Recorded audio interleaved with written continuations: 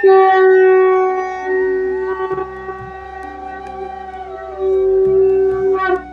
आप जानते हैं, केवल एक व्रत, केवल एक संकल्प और न केवल भाग्य बदल सकता है, बल्कि जीवन की सबसे बड़ी दरिद्रता और संकट भी दूर कर सकता है। यह वही व्रत है, प्रदोष व्रत।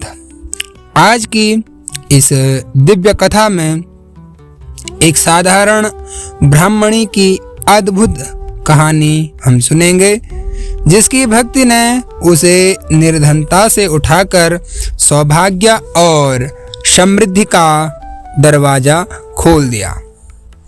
और अंत तक बने रहिएगा, क्योंकि वीडियो के अंत में हम जानेंगे इस कथा का क्या महत्व है, इसके क्या लाभ हैं और आपके जीवन में इसे कैसे अपनाया जा सकता है। तो एक बार एक विधवा ब्राह्मणी अपने छोटे बेटे के साथ बड़ा कठिन जीवन जी रही थी। निर्धनता, भूख, परेशानियां, जीवन का हर एक दिन परीक्षा की तरह था, लेकिन उसके पास एक शक्ति थी, उसकी अटूट शिव भक्ति। वो हर प्रदोष को व्रत रखती थी, उपवास करती और सच्चे मन से भगवान शिव का स्मरण करती थी। उसकी श्रद्धा से प्रसन्न होकर भगवान शिव ने उसे दरिद्रता से मुक्त और सौभाग्य का आशीर्वाद दिया।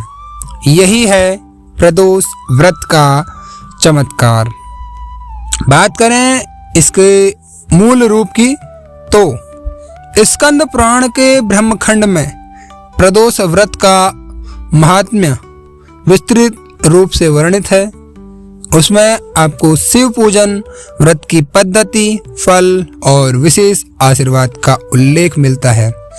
निर्धनता नाश, संकट मुक्ति और भगवान शिव की कृपा के लिए कई कथाएं स्कंद पुराण के ब्रह्मखंड में पाई गई हैं।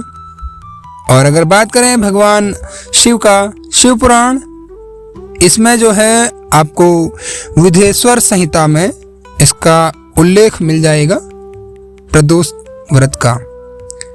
शिव पुराण के अनुसार प्रदोष काल में शिव पूजन का अत्यंत फलदायी महत्व बताया गया है। भगवान की शिव की कृपा प्राप्ति के मार्ग और व्रत की पवित्रता इसमें समझाई गई है।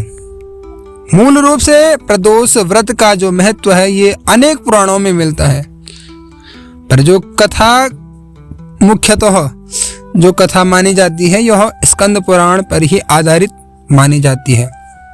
विभिन्न पुराणों में प्रदोष के बारे में संदेश समान है। श्रद्धा, सत्य, संयम और भगवान शिव की भक्ति जीवन परिवर्तित कर देती है। तो आइए चलते हैं मुख्य कथा की तरफ कि प्रदोष व्रत की जो मूल कथा है, ये जो है स्कंद पुराण की कथा है।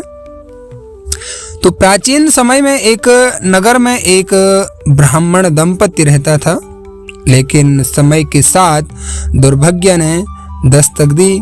ब्राह्मण का आकस्मिक निधन हो गया और उसकी पत्नी और छोटा पुत्र जीवन संघर्ष में अकेले रह गए। आजीविका के साधन नहीं, भोजन का भरोसा नहीं, लेकिन मन में भगवान शिव के प्रति अटूट विश्वास था। विधवा ब्राह्मणी रोज अपने पुत्र को लेकर भिक्षा मांगने निकलती थी। कई दिन उन्हें भोजन नहीं मिल पाता, मगर इसके बावजूद उनके मन में कोई भी शिकायत नहीं रहती थी। बस भगवान शिव का नाम हर हर महादेव रहता था। वह प्रतिदिन प्रदोष काल में मिट्टी से एक छोटा सा शिवलिंग बनाती, साफ पानी चढ़ाती और मंत्र बोलती, ओम नमः शिवाय। उसे विश्वास था कि भगवान शिव कभी न कभी उसके दुख दूर अवश्य करेंगे। छोटा बच्चा भी माँ की भक्ति देखकर शिव जी में विश्वास करने लगा।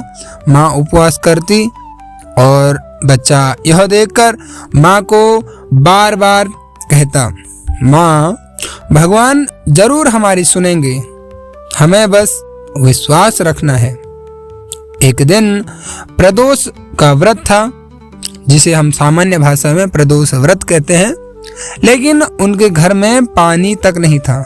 ब्राह्मणी ने कहा, आज भगवान शिव की पूजा कैसे होगी? लड़के ने प्रतीक्षा की और रास्ते में एक नदी से थोड़ा सा जल लाया।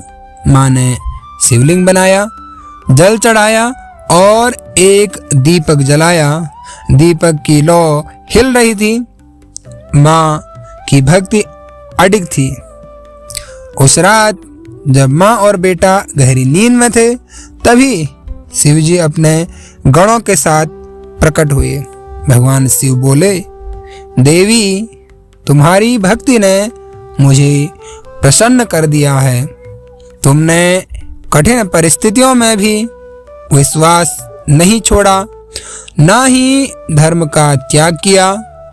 इसलिए आज से तुम्हारे जीवन में दरिद्रता का नाश हो जाएगा, दरिद्रता समाप्त हो जाएगी। तुम्हारा पुत्र एक दिन प्रसिद्ध राजा बनेगा और तुम्हारी वंश परंपरा समृद्ध होगी। सुबह जब ब्राह्मणी जागी तो उसने देखा कि घर में अनाज, वस्त्र और धन के ढेर पड़े हैं। उसका जीवन एक ही रात में बदल गया। लोग भी आश्चर्य से देखते रहे, पर उसे पता था यह सब भगवान शिव की कृपा है। उस दिन से ब्राह्मणी और उसके पुत्र के जीवन में कभी अभाव नहीं आया। जो मूल रूप से प्रदोष व्रत है, यह भगवान शिव का अत्यंत प्रिय व्रत है।